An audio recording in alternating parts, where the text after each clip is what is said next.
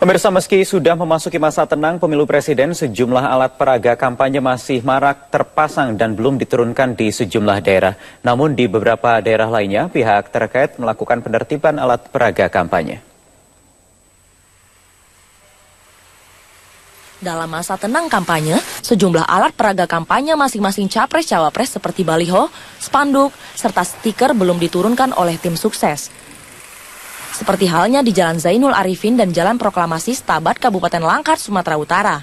Hingga saat ini, petugas KPU, Panwaslu, dan Satpol PP Kabupaten Langkat juga belum melakukan penertiban atribut.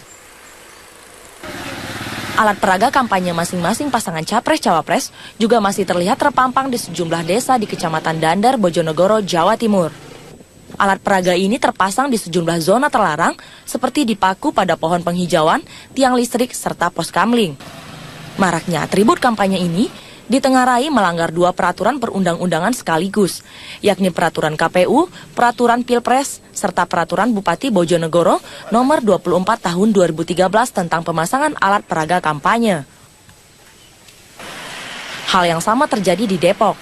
Pamflet bergambar pasangan capres-cawapres masih terlihat di sejumlah pilar gapura Selamat Datang Kota Depok, Jawa Barat. Pamflet-pamflet ini bahkan masih terlihat rapih dan cukup banyak jumlahnya. Hingga sore tadi, belum ada tindakan dari pihak terkait seperti KPU dan Panwaslu Kota Depok, serta pihak pemerintah Kota Depok untuk menertibkan APK yang masih dipasang di masa tenang pemilu. Tim Liputan Metro TV.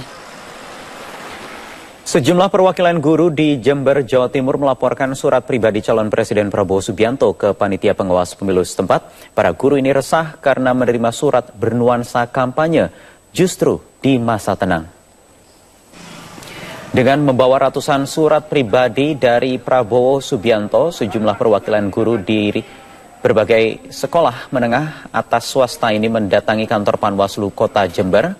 Para guru ini mengaku kecewa karena di hari atau masa tenang kampanye pemilu presiden justru masih terjadi dugaan kampanye terselubung.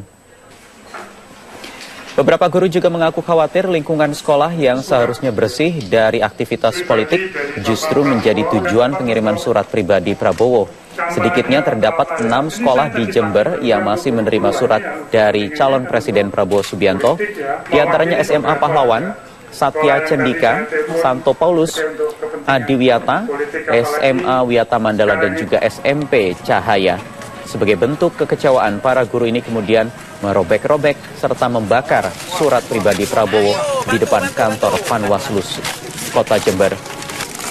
Panwaslu sendiri menegaskan akan menindaklanjuti laporan dari para guru.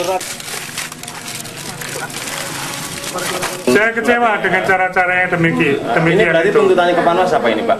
Saya tuntutannya ya supaya ini ditindaklanjuti. Saya hanya melaporkan saja kalau ini adalah kejadian yang nggak benar. Apakah ada berapa sekolah? Ada berapa sekolah? Yang saya lihat itu sudah ada, yang saya tahu loh ya. Ini ada 5 di kota aja. Di kota ya? Ya. Kebanyakan SMA mana? SMA swasta. Bahan kampanye yang mereka terima itu bagaimana? Ya, prosesnya, ya, peristiwanya, sehingga bisa sampai siapa yang melakukan, siapa saksinya, dan seterusnya. Saya kira itu yang nanti akan kita pastikan. Kita ke informasi berikutnya. Buntut dari kericuhan sarasehan Undang-Undang Desa yang dihadiri Wakil Ketua DPR dan adik ipar Prabowo Subianto, yang juga seorang anggota Panwaslu Kabupaten Madiun kini mendapat perawatan di rumah sakit. Kericuhan terjadi saat acara dihentikan setelah diduga terjadi pelanggaran masa tenang. Beginilah kondisi Katimun, anggota Panwas Pemilu Kabupaten Madiun yang menderita memar pada bagian tangan dan kepala yang diduga akibat benturan saat dirinya terlibat kericuhan dengan anggota Parade Nusantara dalam sarasehan Undang-Undang Desa. Kericuhan terjadi saat ia dan kedua rekannya Minggu 6 Juli lalu menghentikan sambutan Ani Joyo Hadikusumo, adik ipar Prabowo Subianto, pada acara sarasehan Undang-Undang Desa. Sambutan ini dihentikan karena sudah membawa nama Prabowo Subianto yang juga calon presiden. Padahal saat pidato berlangsung, sudah memasuki masa tenang kampanye Pilpres.